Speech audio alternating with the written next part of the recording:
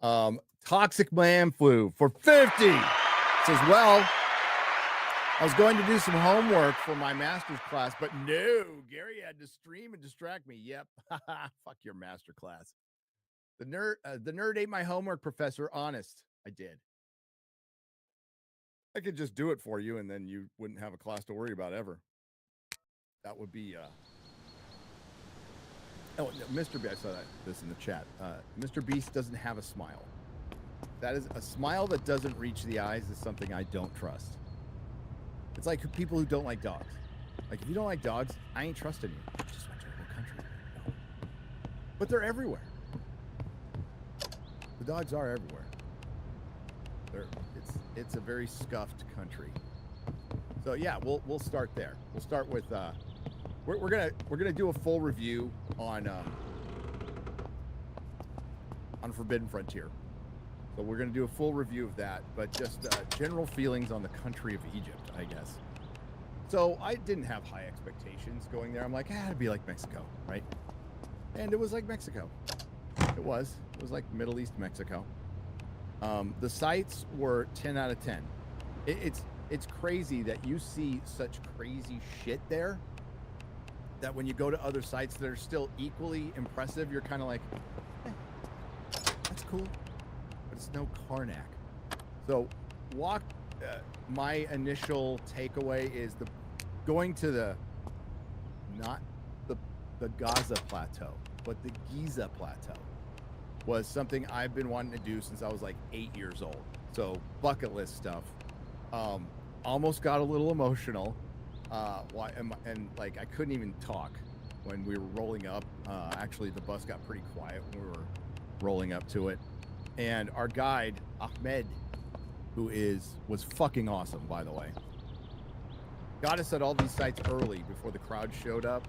So we get, like, for one, good lighting for pictures, but then, like, we're not dealing with a lot of crowds. And the very first thing we did was climb into the Great Pyramid of Giza, not Gaza.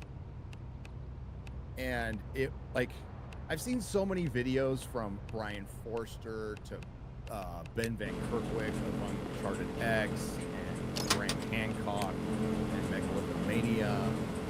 I've seen them so much that, like, I knew where I was going. I knew, like, how long you have to go up these steps, right? And you have to crouch down a little bit, but I knew the path.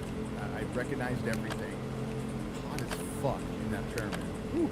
There's, like, little old ladies going up there. So ballsy, well done, little old ladies. And we went into the king's chamber, right?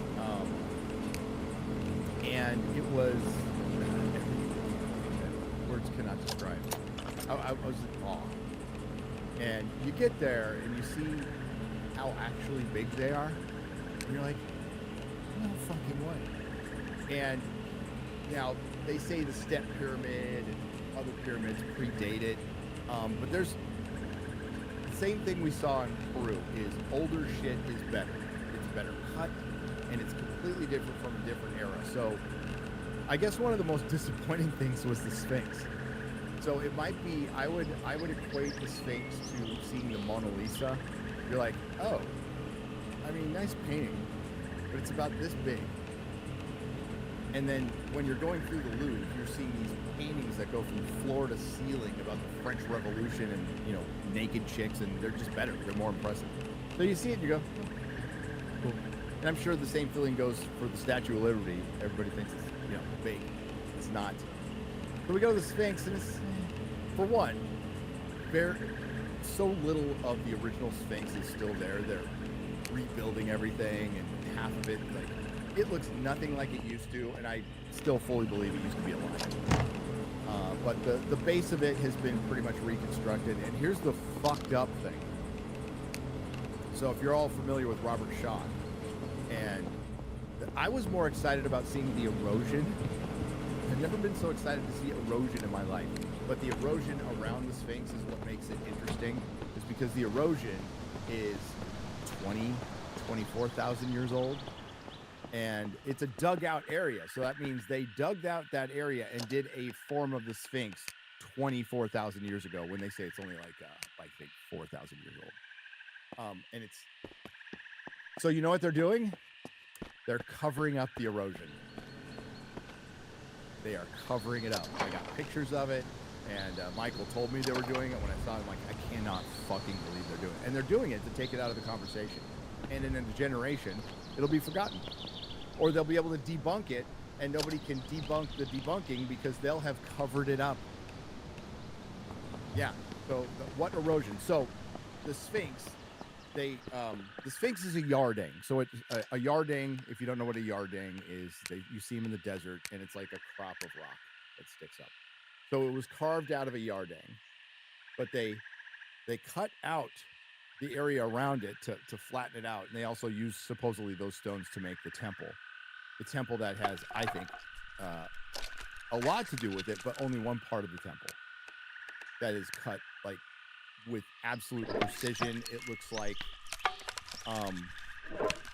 I call it sleeve stack because if you guys remember Land of the Lost, the sleeve stacks were in like megalithic. That's the first time I ever saw megalithic stuff when I was a kid.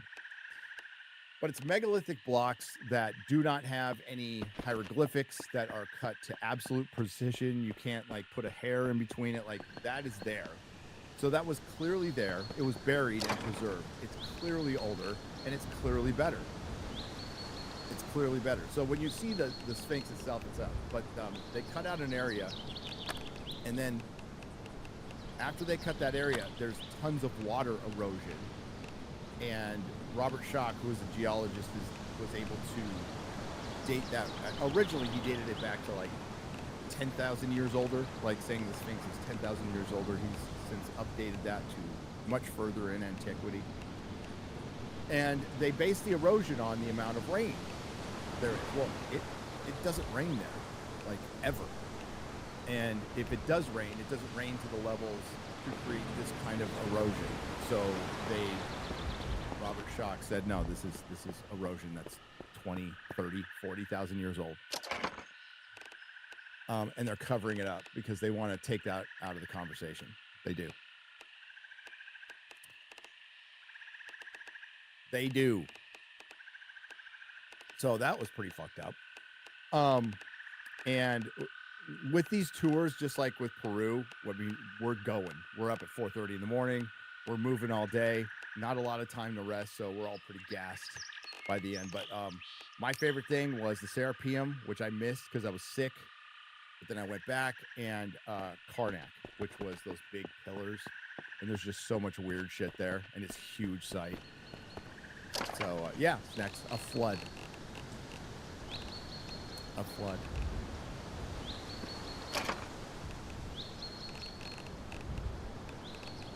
So, yeah. Well, yeah, I'm not going to be like Hassan Piker going, Egypt is this great country. We'll talk about it on Forbidden Frontier. I finally figured out like how they drive there, which was nuts. So they have painted lanes on their freeway, but they aren't even guidelines. They just pretend they're not there. But they have a system of driving that's completely chaotic and insane. But none of us, other than one little fender bender in the city, which was a car rear-ending a horse-drawn carriage, and it's not like a touristy horse-drawn carriage. It's like one that's for practical use. Lots of horses, donkeys running down the middle of the street. But yeah, they just kind of weave in and out of each other, and they fucking honk. And it's not to like get the fuck out of my way. It's like, oh, I'm here, I'm over here, and it works. And there's no accidents, none. I didn't see anybody getting pulled over. You don't really see any cops. The other thing I didn't see, any women driving. You can drive there, but I didn't see any women driving. Yes, the horses shit everywhere. So, I mean, like, I can't really knock that system of driving when I consider, like, how many accidents I see here and not there. But it's nuts. Women are pretty much second-class citizens. I can hear y'all based. And then there was the whole Israel thing, right? So when they check your passports, Graham mentions this in one of his books. So if you ever visited Israel prior and you're going to a Middle East country, make sure you have your Israel stamp on a separate piece of paper or not in your passport, or you will get flagged and they will harass you or all kinds of shit. And then Michael Collins has this tattoo that's not a Star of David, but I guess it kind of looks like one. And we were Valley of the Kings in a shop getting some food and had coolers and stuff. The guy who works there saw that on his finger. He's like, "That's no good. That's no good here." I'm like, "What? That's no good here." I thought, "Oh, that's not a Star of David." "Yes, it is." He's all, "No, no," and he had to describe like this is an open line. Oh, soda.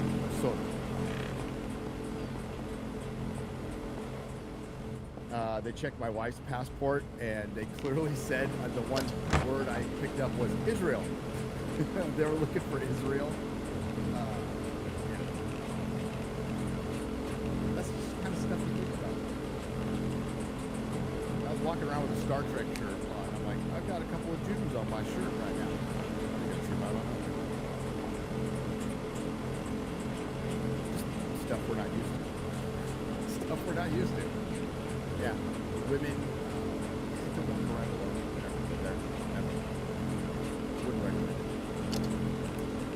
Wouldn't recommend it at all.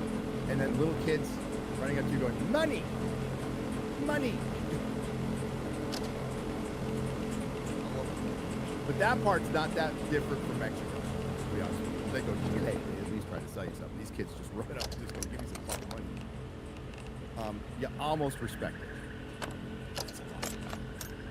And we'll go over it a lot more on Forbidden Frontier. We have pictures. We have visual aids. Oh, another thing. I don't know if it was ABF. ABF told me, and I believe him, that in that country, they subsidize sugar, cigarettes, and gas to keep the people happy. Since the Arab Spring of 2011, which they're still talking a lot about. And then there was a bunch of stuff in the museum, and it all had like, you paid for by USA, paid for by USA, paid for by USA, paid for by USA. We pay for fucking everything. There's Eric. What's up, Eric? Yeah. Very happy to be in Western civilization. And as bad as London and New York and LA are, and they're probably heading that way, we still have a ways to go. We still have it really good here. We need it. Y'all need to remember that. That's what we fight for. We need to preserve that. We need to preserve that.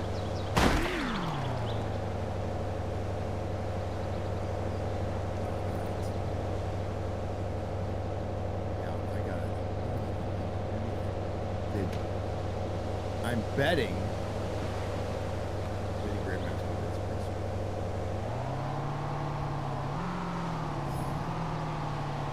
Oh yeah, the Warner Brothers sales. That's really going to happen. That went to, I don't believe it's going to happen to, I think it's actually going to happen.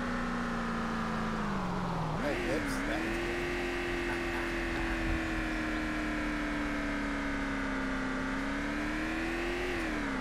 How you guys doing? FNT was great without me. Oh, good. I'll take more off. Awesome.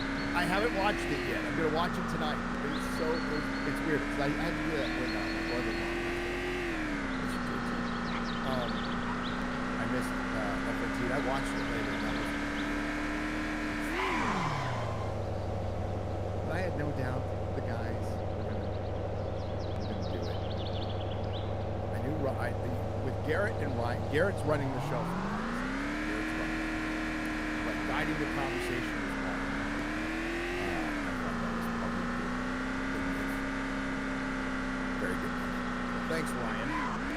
Dirty Warriors headdress, which is great. Jeremy made a game. I mean, okay. Garrett is a fucking champ. Garrett's great. Harry's great.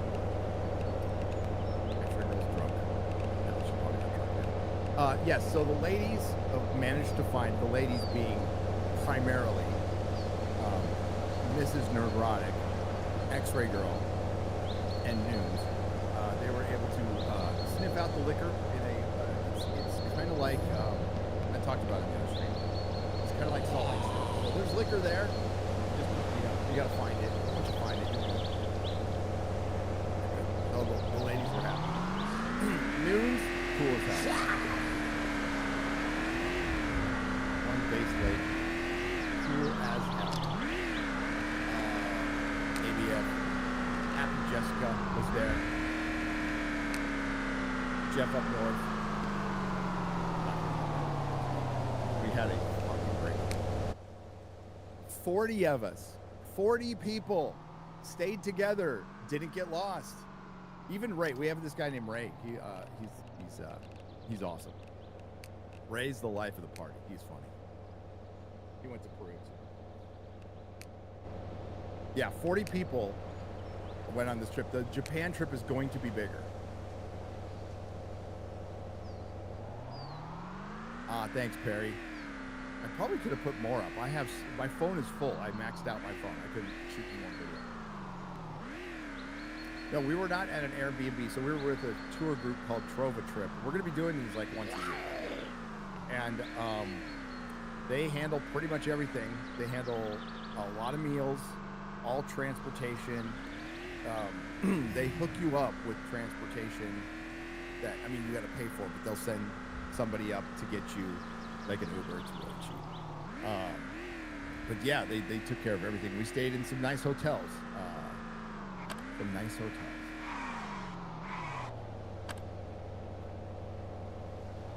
Gary, would you bring on Dave Rubin and Matt Walsh to FNT? Like together? That would be an interesting show. Movie erotic. I don't think they'd come on.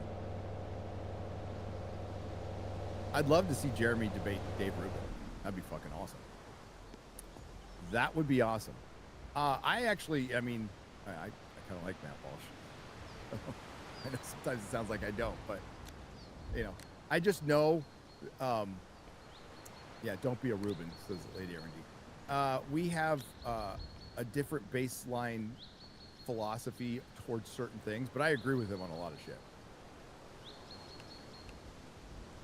But that's okay, because people can disagree all the time. I don't.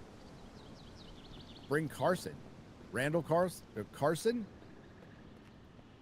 Well, Ben Carson's going to be at I'm going to be at in Scottsdale in 2 weeks. We're going to be doing that Ancient Civilization Summit with AJ had to back out. And I think Jimmy had to back out, which sucks, but like we understand and we love those guys. So Randall is coming in. Randall Carlson's going to be in. Oh, Carson Daly. Johnny Carson. I thought you were talking about Ben Carson, and he's going to be there too. But Randall's going to be there, which is going to be fucking awesome. Going to be awesome. All right. God damn it. There was one. There's one article I wanted to look up. I'll see if I can look it up now. Again, we're doing this live, and this is me just catching up. Oh, I'm super sad that I didn't get to see, didn't have an opportunity to see Wicked for Good. I'm truly heartbroken. I'm truly heartbroken that I didn't get to see Wicked for Good. And I just don't think I'm going to ever have time to do it. I have no time in my schedule for the rest of my life to see Wicked for Good. I don't give a shit. Don't give a shit. I do want to see Sisu 2, though. Making that happen. Yes. Lady R&D, Landman fucking rules. Landman rules. Haven't seen the end of Tulsa King yet, though. Haven't seen the end of Tulsa King. So, yeah, let's start with this one. Let's just do some fun, and we'll get some soups. Just a second here. Again, I'm just shooting the shit. This is just, I haven't streamed at home. I like streaming. I missed it. We're going to go to the revamped geeksandgamers.com. So I want to talk about this. George R. Martin says more Game of Thrones prequels and even some sequels are in development. Now, and I don't think it's the one I want. So the Jon Snow sequel that, let's rewind a little bit. Remember when Kit Harington said he never wanted, because his mom bought him a fucking doll he was non-binary for like 5 minutes, and he didn't want to do any more masculine roles like Jon Snow, and then he didn't get any work, and the Marvel thing didn't work out, and then he's all, you know what? I got this great idea for a Game of Thrones sequel. And I have to admit, I thought it was one of the better ideas. Hear me out. I don't know if this is the direction that we're going to go, but I think it wouldn't have fixed. You can't fix season 8 without reshooting it. But if you could provide context and made some of it a little better by doing this one thing, you have Jon Snow basically being the last Targaryen, the last Ronin. He's exiled out of his own, he's exiled like Elric.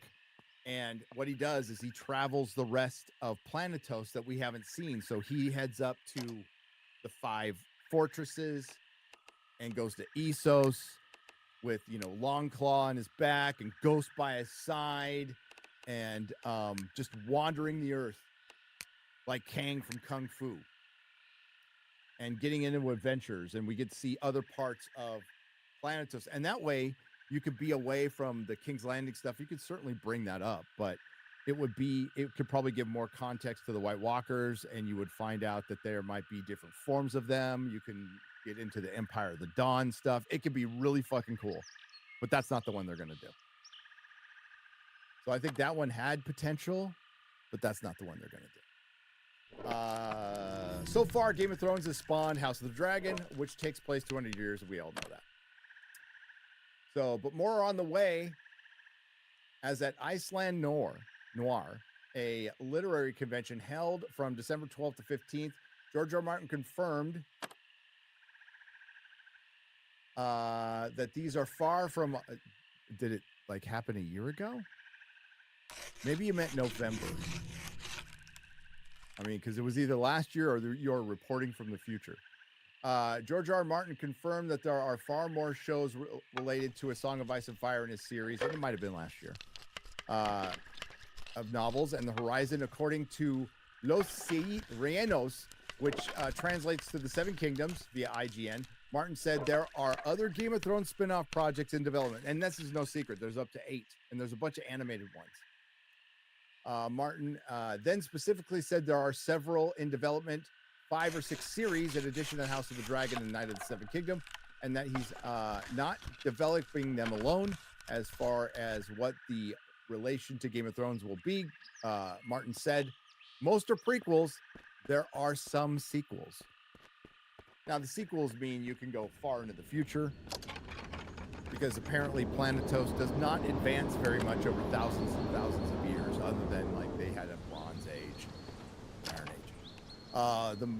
The notion of Game of Thrones sequels is somewhat surprising, given how controversial, to be kind, the reaction is to the show's final season. Even the prequels were a gamble, as many seem to have lost the interest in revisiting Westeros. But the benefit of a prequel is not having to rely on the Game of Thrones story. A sequel would almost certainly have to build on Game of Thrones ending, but now that HBO wants consistent content, and House of the Dragon has proven there's still life in this IP, they appear to be more willing to risk a sequel.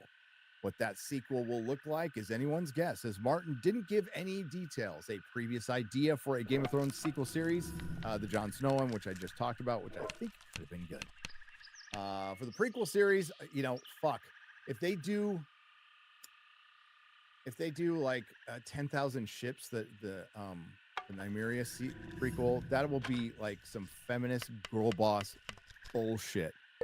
I don't like Dorne. I don't like the Rhoynar at all. I just don't care about any of their stories and their water magic and all that shit. I don't care. So what's this? Brian Hegland, LA Confidential payback, Man on Fire conspiracy theory. I like LA Confidential. That's a fucking good movie. Said that nothing is ever dead, which would indicate that it's a candidate for resurrection. So that's the John. Oh God. Yeah, that's the 10,000 ships. Yeah, fuck that. Hell no. I don't want that show. That's like nobody would like that show. Nobody would watch that show. It would be canceled before the first season ended. I think Aegon the Conqueror, I think that's going to happen. What I'd like to happen is George finish the fucking book. Or just be honest with people and tell them you can't finish. We all know why he said he can't do that, though, because then stuff like this won't happen, because it pretty much breaks what it gives the illusion of hope. It gives the illusion of hope.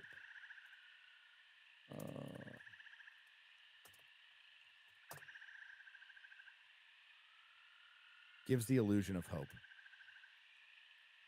Tolkien says, false hopes are more dangerous than fears.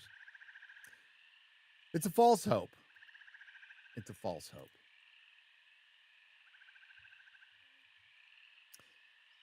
Thank you, Mr. Blue Sky. Says, welcome back from Egypt. Yes, I'm back. I'm back. I'm not even tired. That's why we're streaming.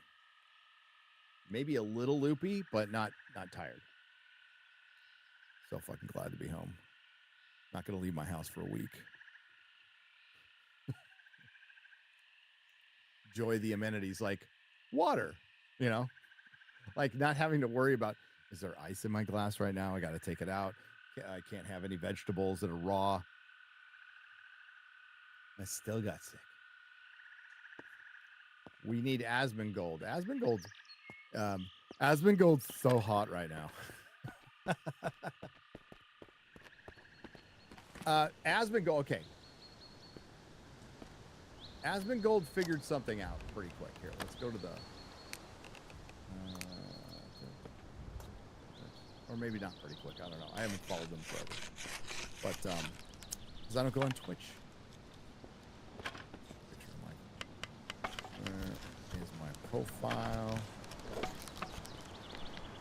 It's my snarky comment, which will help me find the Mr. Beast. There it is. Okay.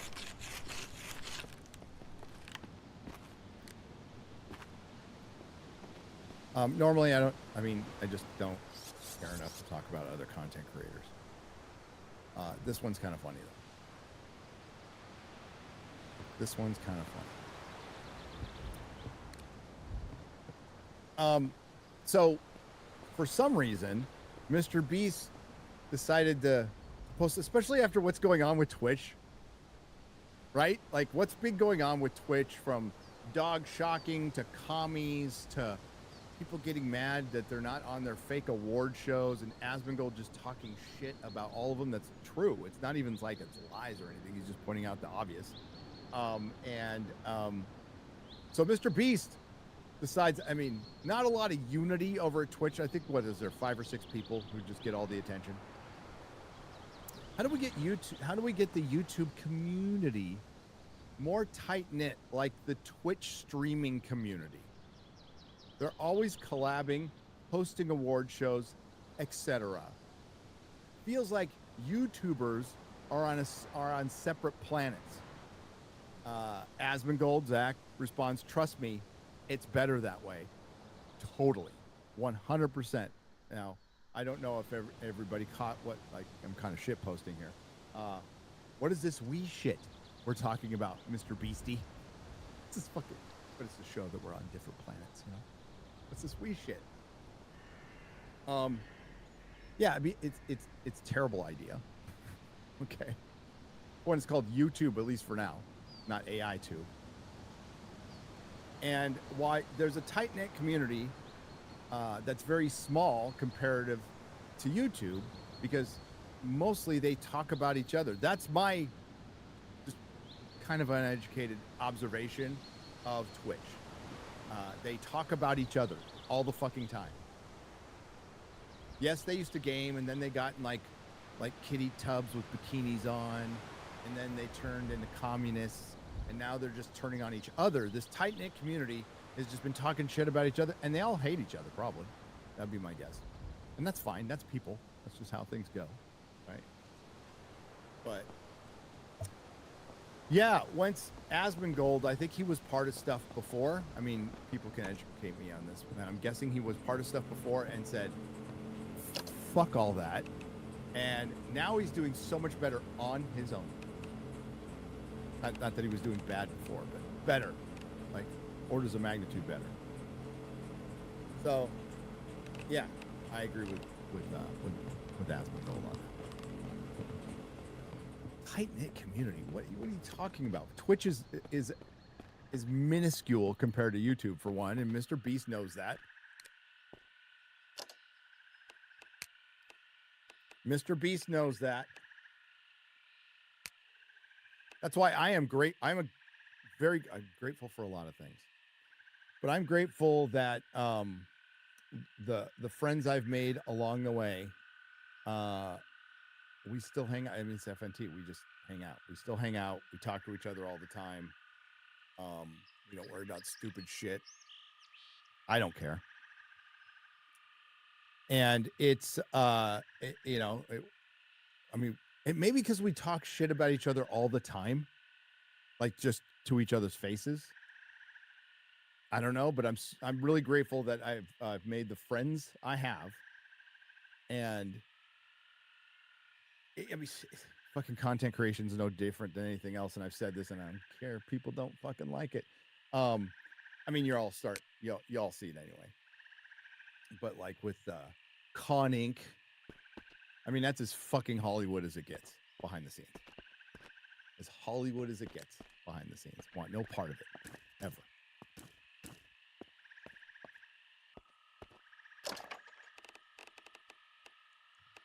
Yeah, I know I met some very cool people along the way that I'm very grateful for the relationships that you don't have to fucking walk on eggshells. I'm not big on, I don't do it. I just don't do it. I don't think if you're in a relationship with a friend or a wife, or a husband for the ladies, that you have to walk on eggshells all the fucking time, that's not a relationship. That's not trust. That's not anything. And it's not worth burning, wasting what limited time we have on earth. Stress is very hard on your body. It's extremely hard on your body. It could be worse than smoking. It could be worse than drugs. It could be worse than all of that stuff. And especially if it's a low level of stress, and if you have to fucking deal with bullshit all the time. There's these, remember back in the day, they called them like psychic vampires. So it's people who just drew energy out of the room, and they were just never happy, and they wanted to make sure nobody else was happy. It's because they weren't happy. It's sad that they are that way, but it's not my job to fix them, and it's not your job to fix them. Very powerful thing I learned in recovery too. It's like we can't save everybody, and it's not our job to do so at all. We make the world a better place by being the best we can individually. Really simple stuff, but hard to practice for some people. But yeah, that was just hilarious. Yeah, let's bring YouTube together. I'm sure unions would love that. I'm sure some unions would love that. I don't know how you would even practice. I don't know how you would implement that practically. That'd be crazy. James Gunn saves Superman. I don't think so.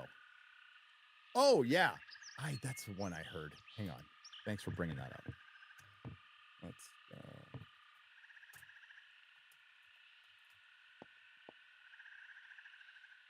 Oh, it's really happening. I don't know if the guys talked about this on FNT. I'm sure they did. All right. I gave James Gunn the benefit of the doubt. He had some cred in my book. You guys know the story. Talked about it ad infinitum on all of my channels about how I feel about Superman. I wanted it to be good. I was rooting for the movie, and I actually expected to like it. Those were my expectations. So color me shocked when I didn't and just thought it was eh.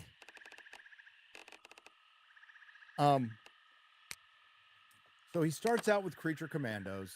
Well, he does this big announcement, and Authority's the second one. And he starts out with an animated series. That's a quirky set of superheroes. Then he does Superman. Then he does Peacemaker Season 2, which is a quirky set of superheroes or anti-heroes. That's his wheelhouse. And my question from the beginning was, is James Gunn the right guy to do Superman? And now I think that has been definitively answered no. He doesn't have the chops. He doesn't have what it takes. And more importantly, he doesn't believe in the values that make Superman popular as a character. As a matter of fact, that's what's the comic industry has had a hard time with, because they brought in a lot of for lack of a better term, edgelords who hated Superman. And I promise you, most of them see him as Homelander. Most of these creators see Superman. Like Garth Ennis ain't going to fucking rip out a Superman comic book. He's just not. You know, Mark Miller can do a Superman comic book. There's certain people who understand the character and love the character, and Dan Jurgens is a great example. But I was talking to somebody on the tour, and he asked me, like, how many, has Superman ever been a bestseller? And it's like, nah, not unless there's an event. No, he's been a very mediocre seller throughout years. But he is the symbol of superheroes, and he certainly works really well on television. He works really well on television and can work really well in movies. But look at how many Superman TV series there have been, and they've all been varying degrees of successful. Because at the core, they still get the Superman part right. And James Gunn whiffed. So what's James Gunn? What's his next thing?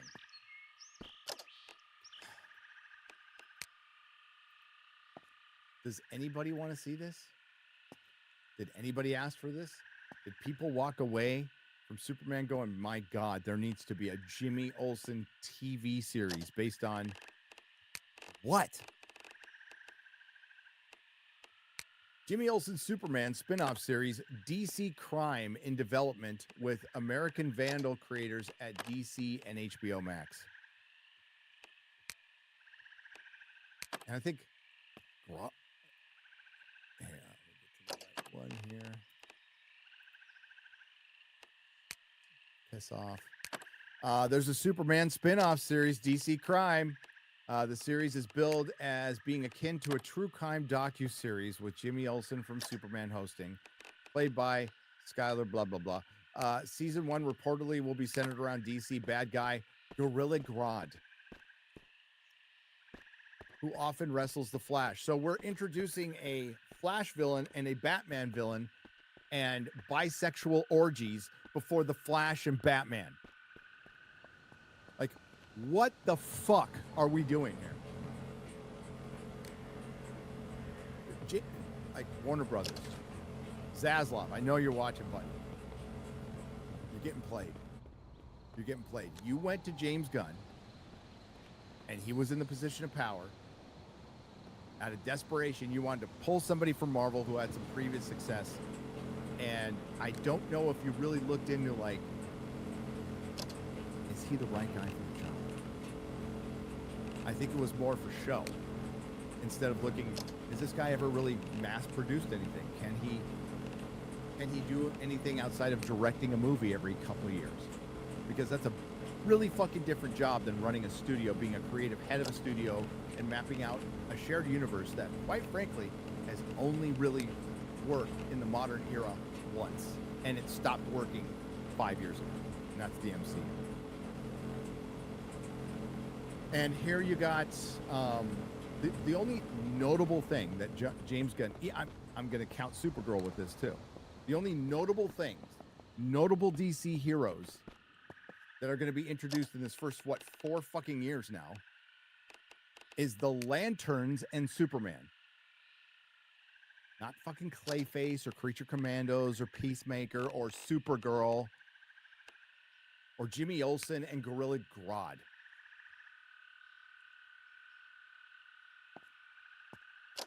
You know, and I can hear them talking. They're like, well, it's such an obvious thing to do to introduce Superman, Batman, and Wonder Woman. We wanted to be different. It's like, you're not good enough to be different with this. What you need to do is you needed to set up a foundation, and you needed a success because DC really hasn't had any. They just haven't. They got Warner Brothers pissed off Nolan. But the things that were successful, well, you got rid of that guy. You got rid of Snyder, and his shit was more successful.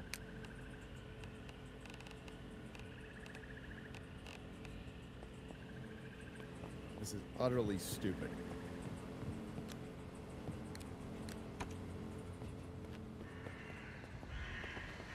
So that's all. Oh, and they're doing a V for Vendetta show, which is so fucking on the nose and boring at this point, and like, Of course they are. Of course they are.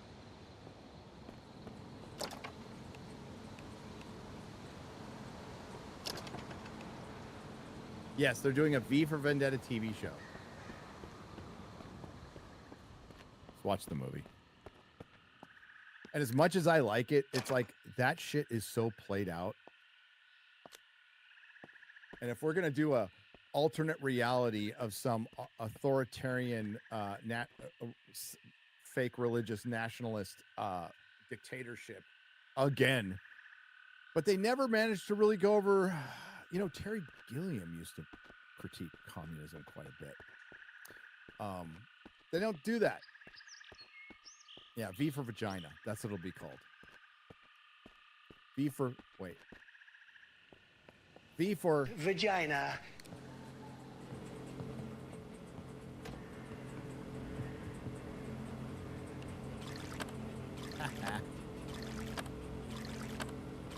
Yes, another modernity allegory. Mob. Hello. Yeah. Yes.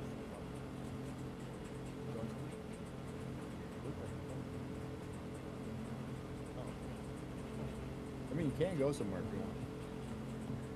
Maybe. Better check with me later.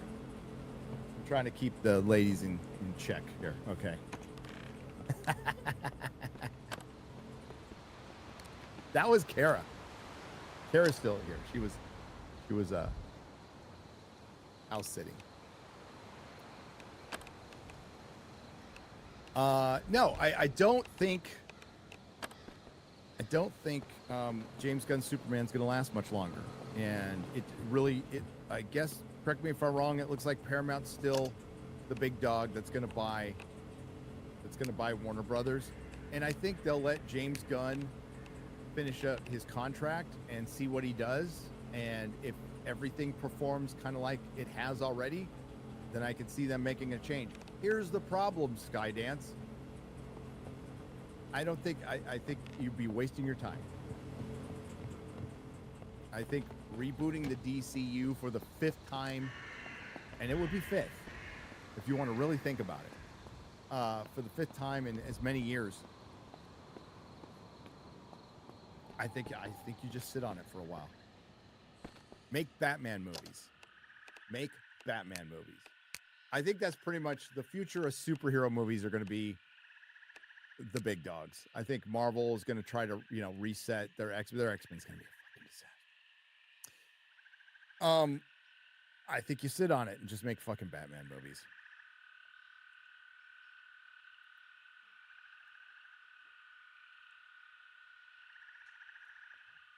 Need to hydrate.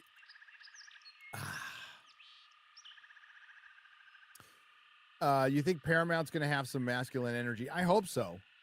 It feels like they want to be more, but like, I don't know.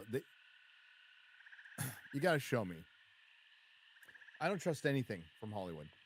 I'm not going to look at, I'm not going to be like, I'm pro this CEO over there. Like, Bob Iger's the worst. Disney's the worst. They are the fucking worst. I think Warner Brothers has the best potential. I think they have IPs that rival Disney that might be better. But, you see him fucking fuck up on House of the Dragon season 2 by getting cheap with two episodes. That's under Zaslav's watch. Black fucking Snape is one of the worst casting decisions in the history of Hollywood. That is under Zaslav's watch.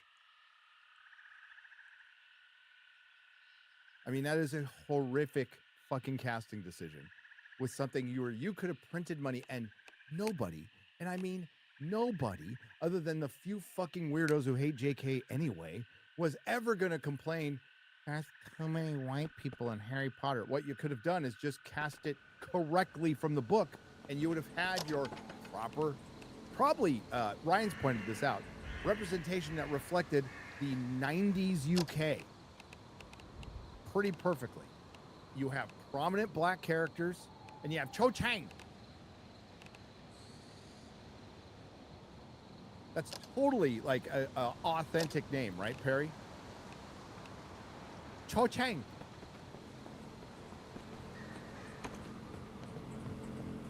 But Black Snape, if that casting doesn't happen, I probably feel more optimistic with Zaslav being in charge under Paramount or whatever. And I think they're probably going to keep him on. I don't think they fire anybody right away. I think that's stupid, and I don't think you can. Plus, they need time to Harry Potter and the Sorcerer's Fatigue. That was good. That was good, chat. That was good. So, I want a good DC universe. I want them to like get all cylinders firing, and then they go and do a good Vertigo one. But the thing is, like, pop culture is so fucking poisoned almost beyond repair with the things that we love, with activists, fucking weirdos, and Hollywood is just chock full of them now that they invited in during their little DEI revolution over the last 5 years, and they can't get, and they want, there are many people who want to get rid of them. I know that for a fact. I can tell you that for a certainty, that there are people who are high up who would love to get rid of them, and they know they can't. And they know they can't. And the writing quality is amateurish because they have no life experience. We've talked about that a lot. They have no life experience. I mean, their experience is watching Buffy and sitting in their parents' in their bedroom in their parents' house when they're 30. I mean, that's their life experience. And if you're in that situation, I'm not going to tell you. We're talking about like hiring writers when we had Star Trek writers who went to World Wars.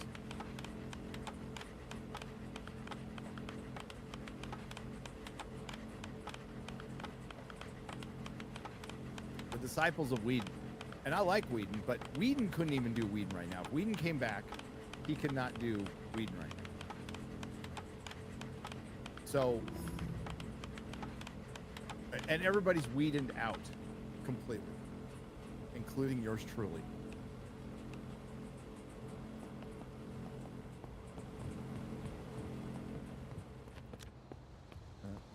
Sorry, reading a DM right now.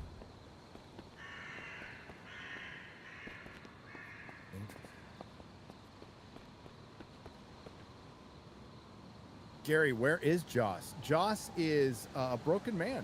Last I heard, broken man. He's with his artist wife, his new artist wife. I mean, he doesn't have to work another day in his life, but he's the kind of guy who really got off on the notoriety. But he was actually good. Like, the guy was good. The guy earned his reputation, and yeah, he was probably a dick on the set. Who cares?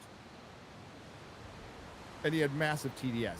And that's what eventually, you know, you poke the fucking bear. And that's what ended him. And also, you know, if you come out and saying you're a male feminist and then you're not, which most male feminists are, I mean, that's pretty much a label of all women. Stay away from that person completely. But yeah, I remember when his wife called him out, but like, who cares? But he got ruined by his own people. You know, we wouldn't have cared. We would have gone, okay, you said you were a male feminist because you were trying to get laid. All right. I mean, if he comes out and goes, yeah, I'm totally not a male feminist. I was just trying to get laid. I'd respect that. That's honesty. He got remarried, but like his wife didn't die like Patton Oswalt's died. The thing is, and this might sound a little harsh, but I don't care. If your husband is working in Hollywood and he's working on a show called Buffy the Vampire Slayer with a bunch of hot women running around, what do you think is going to happen? He's in Hollywood. Marriages don't last in Hollywood. And for his responsibility, don't get married. Don't get married. You'll avoid a lot of problems. Cabin in the Woods was awesome.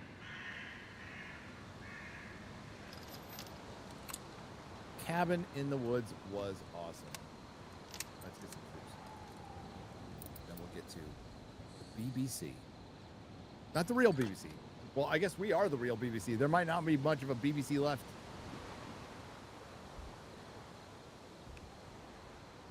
There might not.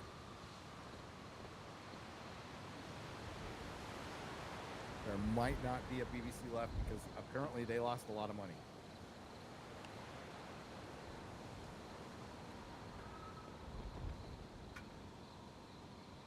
Getting distracted by Babylon 5 up on my screen over there. Ooh, I like this episode. All right. Mad Dog 1424 for $4.99. The new Robin Hood show is pretty good. I don't know the lore, but a couple of woke things you could probably nitpick, but I'm liking it so far. Like Little John White being black. That might be dude, fuck. So I flew British Airways. Anybody out there fly British Airways? Anyone? So you know the little ads they put on before you take off, and it's supposed to be cute. Like they take British dramas and they try to insert like the British Airways workers to, like, you know, when you're gonna die, get your fucking vest on and shit. And they do a bunch of 1800s period piece, and it's all fucking woke. It's all woke as shit.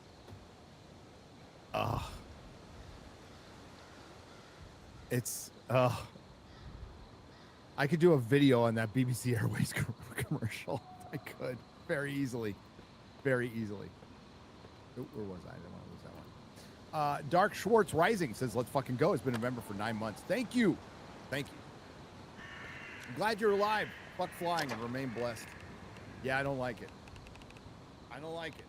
And yeah, Jeremy would have hated this trip. So 6 flights.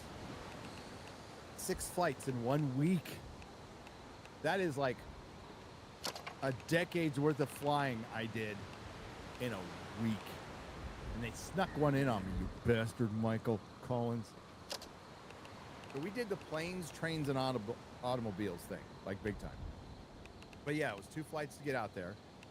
And then we went down to Luxor, and then maybe because I wasn't paying attention, that's probably it. We took a train down, a night train, which was an experience in itself. Very authentic. That's the term we're using, authentic. We were in a little bunks, and it was smaller than my prison cell by about 2 feet. But everybody got to live how I lived for 2 years for 11 hours. Now, Michael tried to blame it on me because I wouldn't want to fly down there, which was true. I thought we would like take a boat or something down the Nile. I thought we could do something like that. But we did the train, and it was fun. It was actually kind of fun. But then I'm like, oh wait, we fly back? What? On Egyptian Air? Well, that's what we did. It was fine. But yeah, 6 flights in 7 days.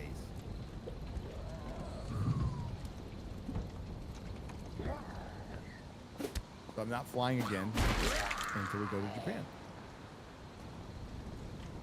Wild Warlock for 10 Australian dollars. Streaming some dim sims for lunch, and a surprise Nerdrotic stream appears. Life is good. Hail, chat, and welcome back, Gary. Thank you. I'm glad you guys like it.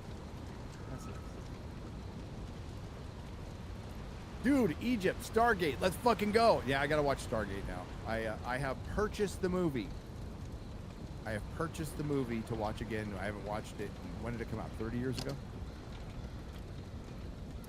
And I'm going to start.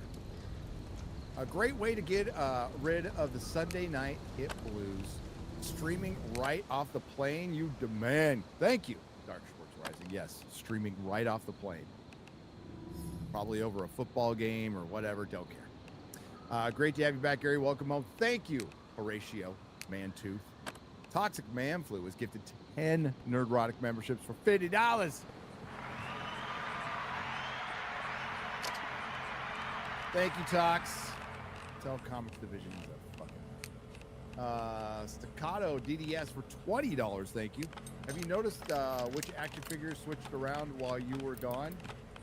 I haven't even bothered looking, but I will. I did find the Bon Jovi action figure. I don't know what I did. I'll show it on either tomorrow or Real BBC. But yeah, somebody left a Bon Jovi. I know who it was. Yeah, it's Kara.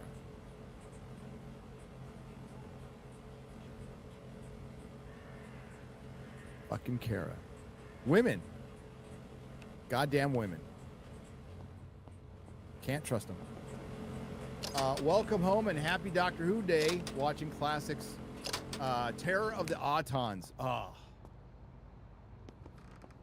I'm going to watch some tonight, I think. I am. What am I going to watch? What do I want on? I'm going to go to an old favorite. I've watched it a gazillion times. City of Death. It's Douglas Adams. Who kidnapped Gary? He's the best African expert. Well, nobody kidnapped me. Nobody wants a 56-year-old man. No. In my Texas hat that I bought at the airport on my way out, because I'm like, I don't want to wear a black hat there. So I saw an orange hat. I just picked it up. I have no affiliation with that team. I could care less. Hook 'em horns. Welcome to Forbidden Frontier. Oops, wrong show, says the dead man. Yeah, wrong show. Welcome back to the land of freedom and brisket. Can't wait for Texas A&M to saw the horns off the University of Austin. Go ahead. I mean, fucking saw them up. Beat the shit out of them. I don't care. I'm just wearing an orange hat. Go A&M. And Hayden Wayne, thank you again for the 50. Read that one earlier. Hayden. All right, Alex, 1. Thank you for the $9.99. I appreciate it. John Wayne, 1985 for $10. You transitioned back. Why would you do that? We were just getting used to you being a cute redhead. Sorry. Sorry. But I'm glad Kara held it down. She was on side scrollers. Bringing it's good. Bringing some legitimacy. WG for $10 says, welcome home. Thank you, WG. Thank you, brother. Hey, are you going to be in Arizona, WG? Probably not. You're so busy. Read that one. I read that one. Here we go. Any plans on reviewing Murderbot on Apple Plus? It's very faithful to the books. The woke crap is presented so accurately. My wife asked if it was a parody. Yeah, I tried with that show and fuck no. It was written post checklist, and that means the book too. But that's where publishing is, because this is how they steer. You don't win awards. You will not get pushed unless you do what we say with this DEI stuff. And they wonder why men aren't reading books, because you're not giving them any books to read, publishing industry. It's really that simple. I went into a bookstore at Heathrow Airport, and it was just fucking woke, environmentalist bullshit.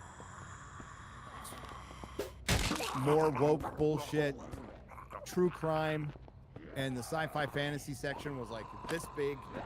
And there was like Wheel of Time. And then there was Hitchhiker and a couple of things. But nothing really fucking new and cool. Now that stuff is still happening, but it's just not happening from big publishers. Fuck them. So no. Gary, you should get Hypnotic for FNT as a guest. Yeah, we should. We totally should. Love him. You are correct. Adrian Barrera says, R.I.P. Dr. Who, we remember the good and forget the bad. Yep, that's all we can do. It's incredibly sad. I said my goodbye. Oh, Perry just did a god tier edit on that Doctor Who video, which is still cooking along, Perry. I told you that one would cook. I told you that one would just be a slow burn. Slow burn. And that ending, best work he's ever done. Which is saying something. WB Gary, I am so pleased you are not in Gaza. Hail. Yeah.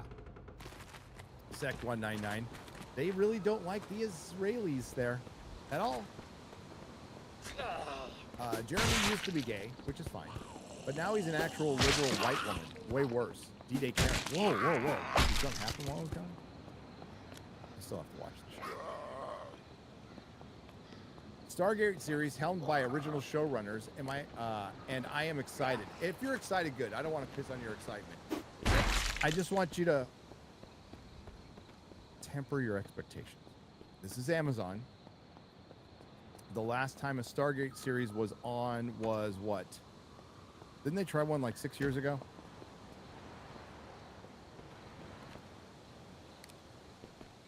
I'm checking it.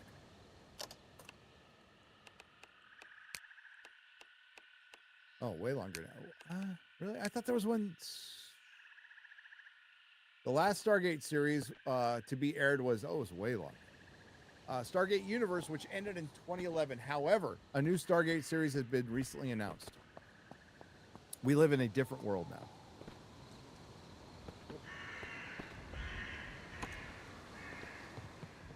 We live in a different world. So I hope it's great. I hope it's fucking fantastic because Stargate fans love Stargate. They deserve good TV. They deserve good stories because they made what I think is a pretty fucking shitty movie into a classic series. And it's all the subjects I like. I just hated the execution of that movie. I really did. But I hope it's great. I want it to be great. But RTD came back to Doctor Who, and look what he did. And I'm telling you, if George Lucas came back to Star Wars, it wouldn't be as bad as the Disney trilogy, but it wouldn't have been good. It wouldn't have been good. There's a saying, you can't go home again. It'd be like, okay, if Ronald D. Moore, and this could happen, by the way, if Ronald D. Moore announced that I am going to be starting a new Star Trek series that's going to be moving into the future, I think a lot of people would be excited.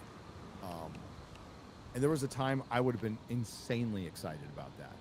I would be now very cautious. I mean, we'll see. Are you going to...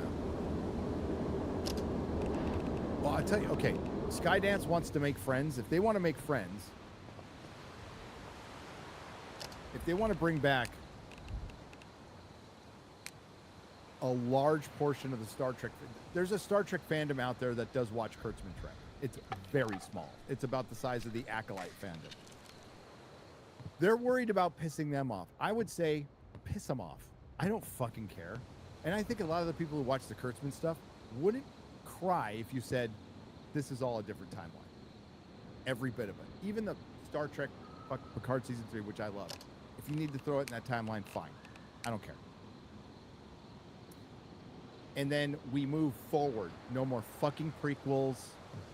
You move forward with a totally different crew, but it's still Star Trek, the Berman, Roddenberry Star Trek. That is your that's where you left off. That's one thing I hated about Enterprise. It's like, fuck prequels, man. I wanted to move forward, and I think Robert brought it up, and he's not wrong, right? Robert knows more about Star Trek than I ever will. Saying that, like, you would have a lot of problem with the technology. It would be like the technology of the gods. It would be solving a lot of problems. Well, and then you just do the Voyager thing again. There's like a million things you can do, and even if it's repeating, you can still do something different with it. You send a ship on a 5-year mission, deep, like into a quadrant that has not been explored before. Something, but you move it forward. You can reference the past all you want, and that's great, but you move it forward. But Ronald D. Moore, he's not the same Ronald D. Moore as before. That totally rhymed, sorry. Look at this, I'm getting so much hate. Piss on your hat, Boomer Sooner. Jeremy is an inbred. Okay. I just bought it because it represented, like, it's got a longhorn on it. I don't care about the team at all. Like, I don't care about college football. Mildly about San Diego State. If I had a college football team that I would call my favorite team, it would be the San Diego State Aztecs. I've seen a bunch of their games, but there's no, like, passion. Well, I don't have any passion for sports other than Padres. I think sports are woke and gay. You see peddlers who tried to sell fake stuff outside the pyramids. That's all it was. It's all stuff that's made in China. And they are relentless, like fucking relentless. There is always somebody in your face. Nice tan. Do Egyptians like the gay couple? Like the gay people? No, they like them about as much as they like the Israelis, I think. Does it look like water erosion in person? Yes, very much so. I got a bunch of pictures, Bubba Doom. I got a bunch. You couldn't go down there. You had to pay like 2,000 American to go down there. I'm like, no.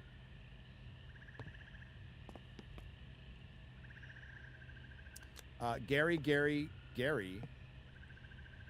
Jeremy.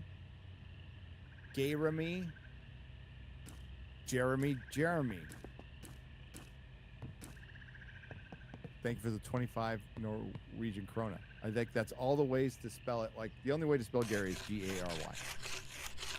To all the Garys who spell it with 2 R's, that's Gary. That's Gary. It's not Gary. Get it right. Your Egypt trip should be in your book. Well, it's a little late for that. But there will be one immortal mark for my Egyptian trip, because that Facebook, not Facebook, what the fuck, that Twitter bio update where they show you country of origin. They did that when I was in Egypt. So, yeah. If we go to mine.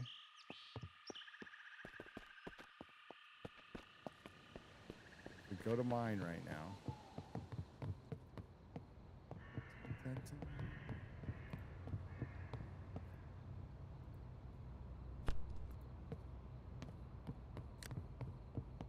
It says connected via Egypt Android app. And I'm wondering if that's just going to stay that way the whole time.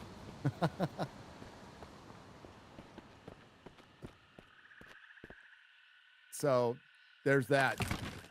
My account's based in Egypt now. Well, it's connected in Egypt. Based in Egypt.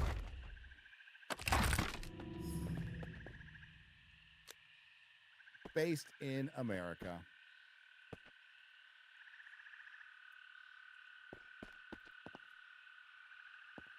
What was Noons like? Jeremy's a fig. Noons is like a girl. She's lovely. She was fun. She partied with the ladies. Melissa and X-Ray and Noons bonded. I think they had a female estrogen bonding thing going on that I wasn't really gonna try to understand, or it's like girls were getting it done. They were just getting it done, and it was great. It was great to see it. Lots of bonding amongst the fellowship. They were having a good time, man.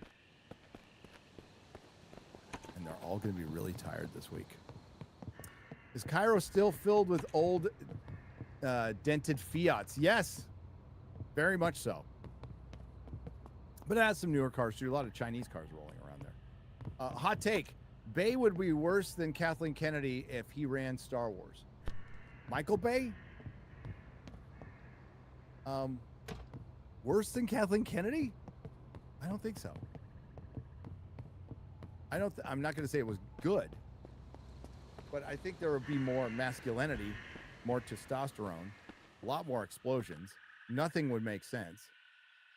And lore folk would probably be pretty pissed. But it'd be more entertaining. Here is a share of the SSS. This is Brian McCann. Thank you, Brian, for being a member for 32 effing months. Hi, Gary. Welcome back. I saw Sisu 2 in the theater on Friday night. It was good. I didn't expect that ending would bring a tear to my eye, though. Oh, shit. Okay. He's killing commies. I mean, that's good stuff.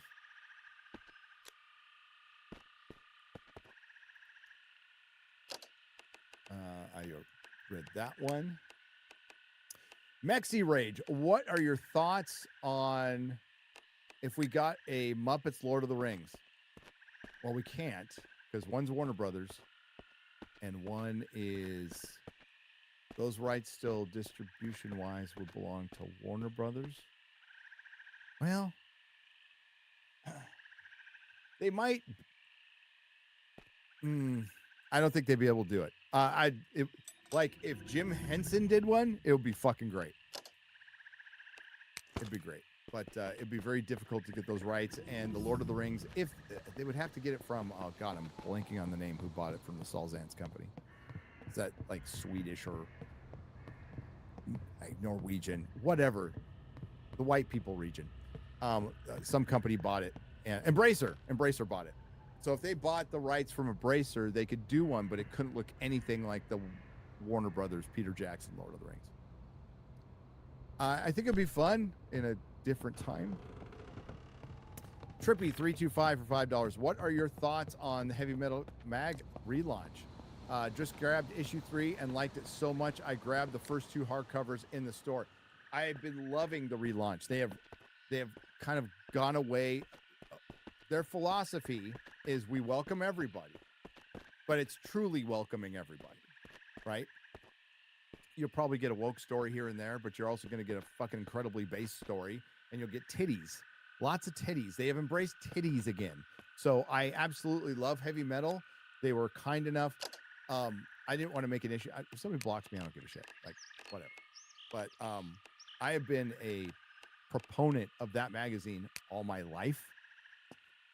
And even Razor like put up for me to get me unblocked and then we chatted a little bit in the DMs, and I'm just like, hey, like I don't know who did it. I don't care. I'm not getting mad. I didn't want to like get you guys in any trouble because I actually supported your crowdfunded relaunch, and I absolutely support everything you're doing right now because I think it's great. I think it's needed, and it's going back, and it's the people who are running it now love heavy metal, old school heavy metal, which was highly influential in my life.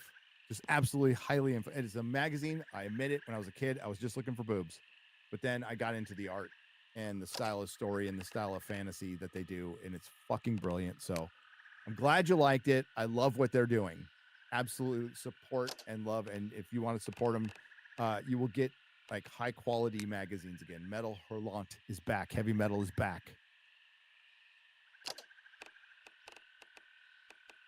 And lovely people, by the way.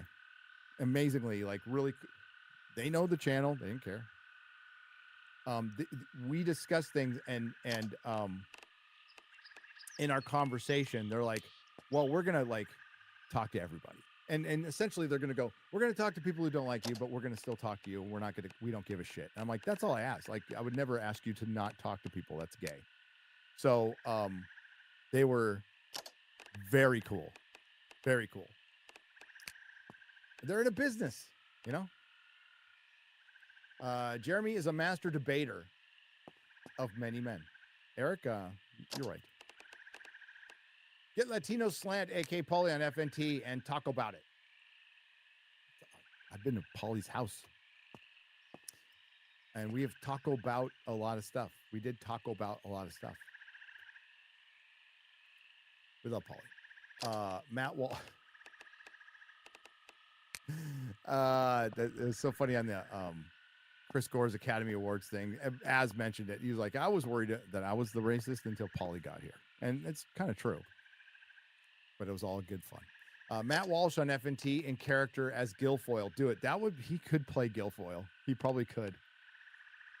Dude, also, what about Asmongold on FNT? I'd love to have him on FNT. I don't know if he does collabs. I mean, I think the whole thing is like he is kind of like, I'm off the collab thing. Like, I'm just doing my own thing. And considering the stuff, and I only know poquito about it, that he's been through, I do not blame him. I do not blame him. But I'll reach out and ask. We'll reach out and ask, but my feelings won't be hurt if he says no. I would understand.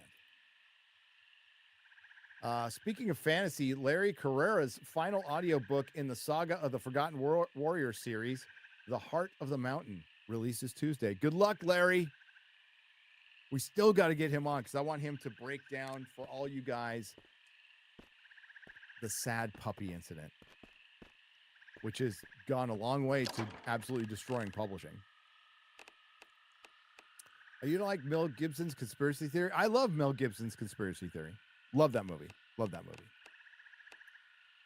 For George, WW2 later, 2,194 days. Nam, 7,121 days. Ugh. Fucking Nam, dude. Gary, why are you home? Hope you're okay. Also, on the 25th, it's my birthday. When we rise up and retake the UK, please visit again. Oh, I'll be back. I was only in the UK for a layover. So I only spent like 6 hours in the UK total this week. We'll be back. We're going to be doing a couple of things in the UK over the next 2 years that I'm very excited to announce to you. One of them is going to be fucking awesome. The other one will be the meetup, which will be next year.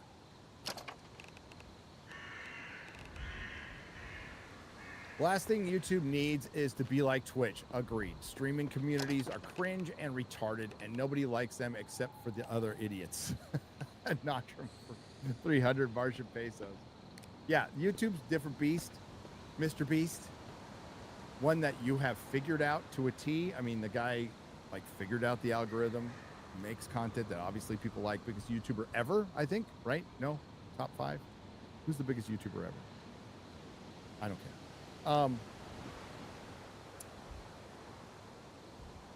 Yeah, I don't want to. No, I like where I am. I think a lot of YouTubers would say the same. It's like, no, I'm good. Whiffed for sure. Whiffed. Thank you for $2, Jack. Peepo Sus for $1.99. Best guess as to why Echo is politically retarded. Oh, Echo Chamberlain? Oh, Echo Chamberlain's just liberal. But he'll talk to other people. You know, and I mean this with all the love, because I love Echo Chamberlain. I mean this with love. He is my favorite snob. Absolutely my favorite snob. Love Echo. He just doesn't agree with most people. I could see a Vandal Savage show working before Jimmy Olsen. You're right. There's about 1,000 shows that could work before. And for one, you're doing a Jimmy Olsen show and you're not calling it Superman's pal Jimmy Olsen. Come on. DC Crime because he wants to jump on the fucking true crime trend. If you're building a cinematic universe with a classic IP that's worth billions of dollars, and you're jumping on other trends, are you going to... James Gunn, do you go to TikTok and search their trends, and that's how you're going to map your fucking universe? Trends that'll be completely gone by the time your movie comes out? Now, true crime's been around for a while, but it's trend jumping. It's not innovating. He's bullshitting his way through this, guys. He's absolutely bullshit. He doesn't know what he's fucking doing. He does not know what he's doing. And I'm not saying I would know what to do in that position, but he's a director, not a studio head, not a major producer. He's from Troma. And now you're in the big leagues. Now you're in the big leagues in a falling empire. That's going to be a lot less patient. History, here's how it's going to go down in history for superhero movies when people look back on this in 20 years. Marvel had a good run till they didn't. DC never got off the ground.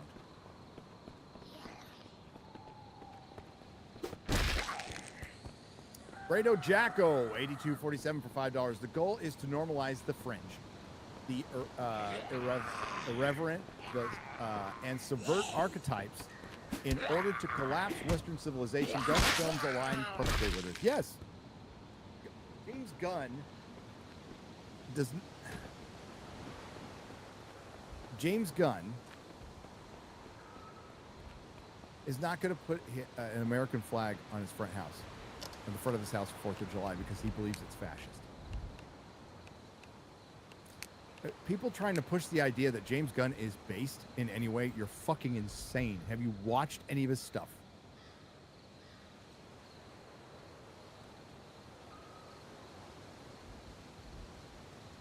And like, aside from, like the movie all you want, I don't care, but this undying devotion that equals and somehow surpasses the devotion people had for Snyder for what I will kindly say, and I mean kindly say, is at best a mediocre movie with no substance,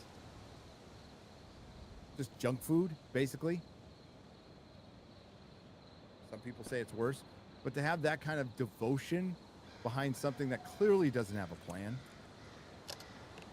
is really strange.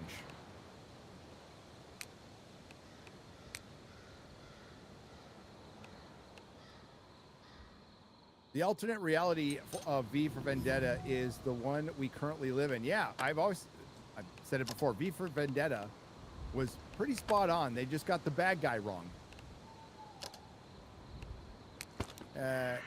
Have you exercised, reconcentrated the room yet? Not yet. Not yet. Reconsecrated. Not reconsecrated. Reconsecrated. Not yet. Probably should have done that before I streamed. Shit. Yo, Gary, top 5 Pixar movies. My picks are Incredibles, Toy Story, Monsters, Toy Story 3, and WALL-E. Oh, God. Incredibles.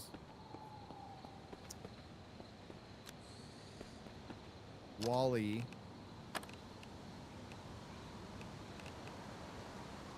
Finding Nemo.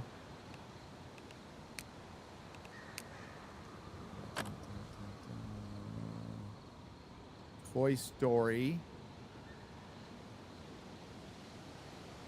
And Monsters Inc. got to be higher than Finding Nemo. So trade those out. Love Monsters Inc. My kid watched it, but Incredibles is far and above the best.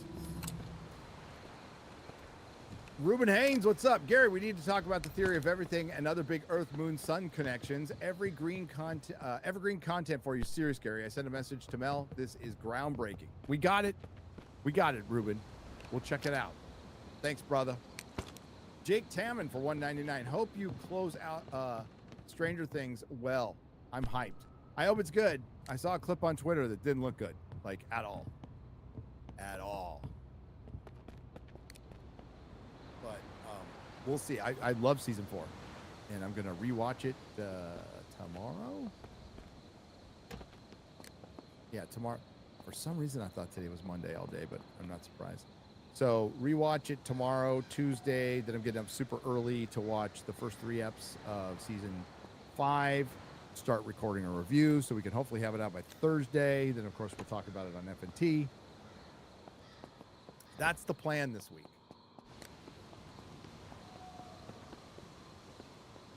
56, Gary, I am nearly 58. You are not real boomer. Gen X, baby.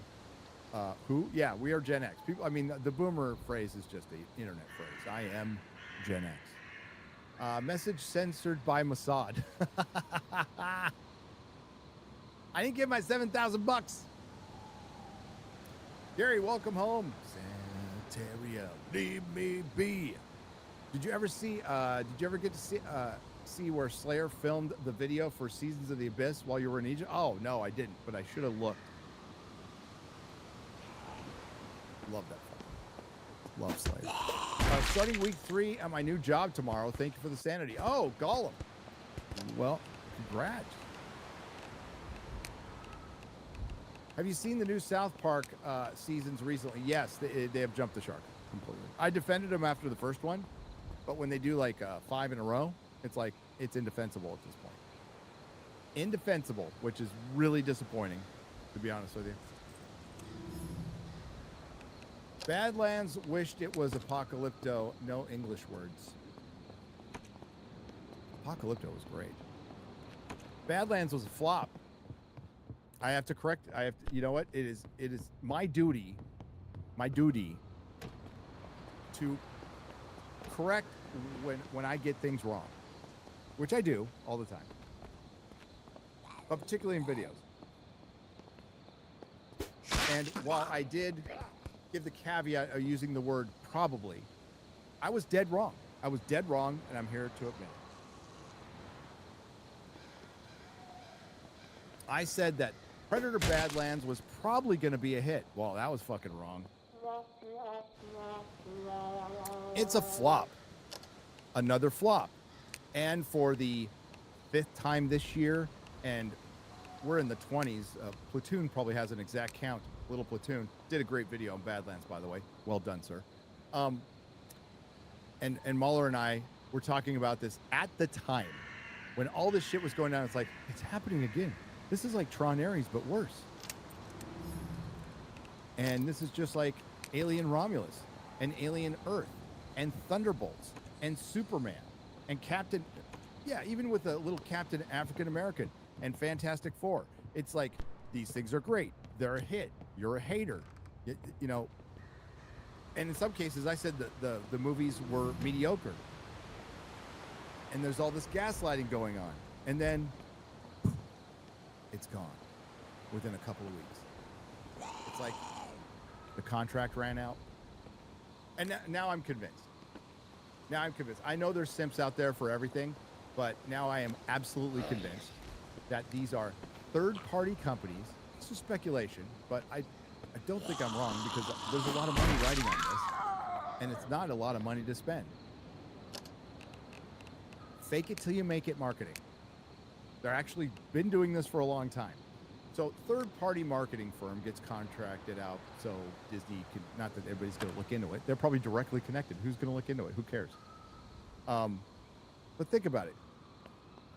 And this goes back to when they were, there was a time, ladies and gentlemen, when we were accused of botting. We were.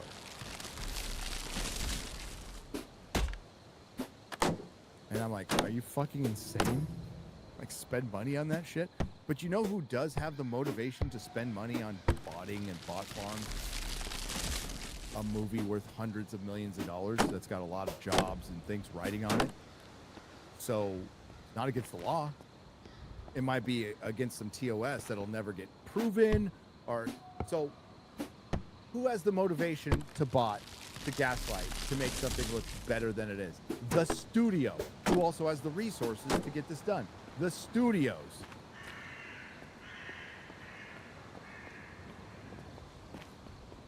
I think Predator Badlands, I think that is one of the best, worst examples there is out there. Because that shit disappeared. Disappeared.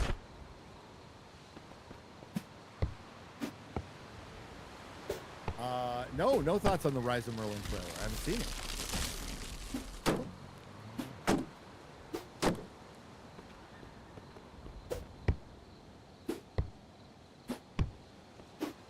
What is it? Where is it? What is it? There we go. Who's it by? Oh, is it Daily Wire? Oh, it's Pendragon Cycle. Okay. All right, so it's Pendragon Cycle. I haven't seen it yet.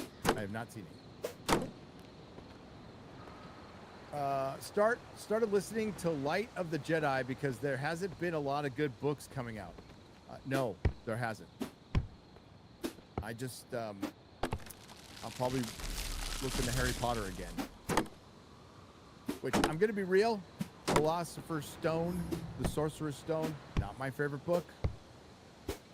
It's a good start. I think it makes a good movie. I think it's a decent book, but it's very much a children's book. A children's book.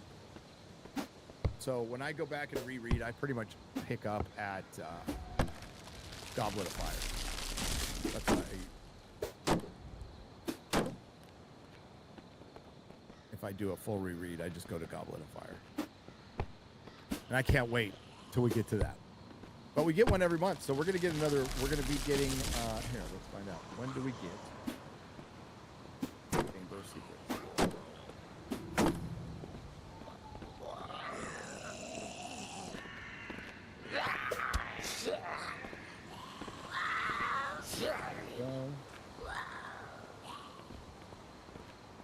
I just pre-ordered it. 22 days and 3 hours. So Chamber of Secrets. So yeah, I like the quite a bit. I like the audio edition, full cast audio. It's not a full cast audio drama. It is a full cast audio book. So narrators telling you everything, even though you hear it twice. There's a lot of doubling up, and it's because those are easier to make. A full cast audio drama requires direction. You have to. You also have to edit down the book, so you're not getting unabridged. But I liked it quite a bit. Going to be impossible to make Stargate like before. They had 20 plus episodes, and the new 8-episode format won't work. Yeah, I hate that format. I hate that format for that kind of show. And I really wish they'd bring back, you know what? I don't need great special effects. I really don't. What I need is great writing and good characters that I care about. You got to watch SG-1, mate. It was awesome. I'm going to watch it, Rhino. What's up, my brother? A lot of people love it. Hypothetical. What would you say if George Lucas came out and retconned Disney Star Wars? Would you forgive him? I mean, there's nothing. George sold it. And it's George's fault that he sold it, but it does not require my forgiveness. I don't feel slighted as a fan, a lifelong fan of Star Wars, where a lot of you guys who are new to the channel probably don't relate it that much, but I was a Star Wars maniac for a large portion of my life. There's no forgiveness necessary. I'm not mad at Joe. He sold it. He did what he thought was best. That's fine.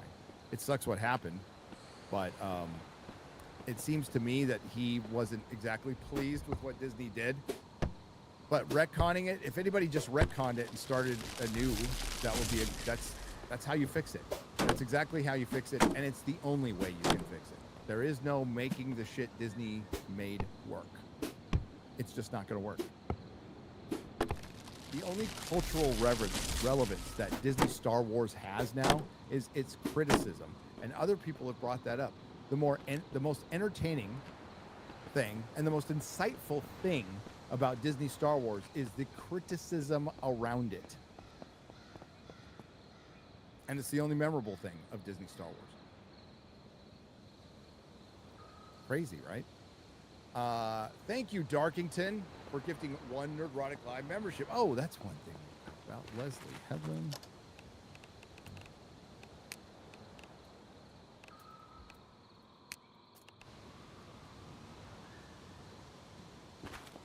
Yeah. I know they talked about this on Epic. I'll get that served up in just a second. Don't forget more boobs. I'll never forget more boobs. I love boobs. I love boobs too. Gary, wearing a long man cap is both awesome and cognitively dissident. A longhorn.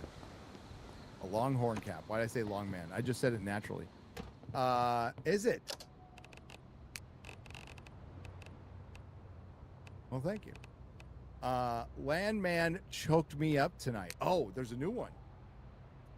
Holy shit. Yeah. All right. Damn it. I've got a lot of stuff. I haven't caught up on Pluribus either. Bit busy. Hi, Trish. How you doing? If it choked you up, then it has to be good. We love Trish. Welcome back, Gay. Happy you're back. Didn't expect an 8 p.m. Pacific time stream. FNT wasn't the same. Oh, well, they did good. It was probably better. Flippin' the birdie for $10. It says first time super chatter. All right. Wanted to pick your brain on the X-Men. Would you say the Uncanny X-Men is the best series to buy? I have the Dark Phoenix saga and was wanting the rest of the series. Yeah, like the whole Claremont, Cockrum, Byrne, and Byrne had a lot of he co-wrote towards the end. That whole fucking run is 10 out of 10. 10 out of 10. Now, when it gets into like early X-Men stuff with when Jim Lee and Silvestri and all them start coming in after that, I think it's still really good. But I am not like X-Men was not ever my go-to comic, ever. It wasn't even in my top 5. I always thought X-Men got a little soapy for me. So after Age of Apocalypse, I freaking quit right after that for a long time. And I didn't start picking up X-Men regularly until I bought my store. And that was early days of Morrison and Quitely's run, the new X-Men. I think it had been out. I forgot what issue was up to. When did New X-Men start? Because I bought my store in 2000. Yeah, so it had already been out for a couple years. So it wasn't until later on issues and I just picked it up, and then I bought a trade and read up. But that was the hard thing about the comic store is like I wasn't really a huge DC guy, and I had to like catch up on a lot of shit. And my first employee was a DC guy, which was really helpful. But the crazy thing is, through osmosis, sitting in a comic store, you can fucking pick up a lot of information, without reading shit. Thing is, I had to read all the time. So minimum, my minimum goal every night before I went to bed was reading 5 comic books. Now, most of the time I read 10 to 15 a day, every day, 7 days a week, about 3 times as much that. So Tuesday night, we put books away. I pretty much never slept. Probably led to my relapse. Tuesday night, we get the shipment in, we put everything away. Then I'd have to have everything, pretty much the major stuff, read before we open the store the next morning. So we're talking 2 or 3 hours of sleep.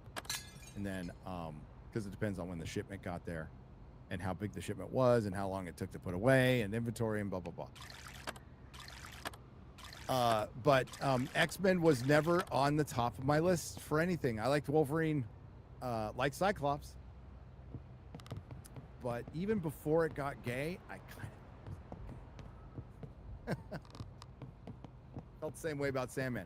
I was grateful that X-Men and Sandman brought a lot of women in the shop. And a lot, I mean like 4 a week, which is a lot.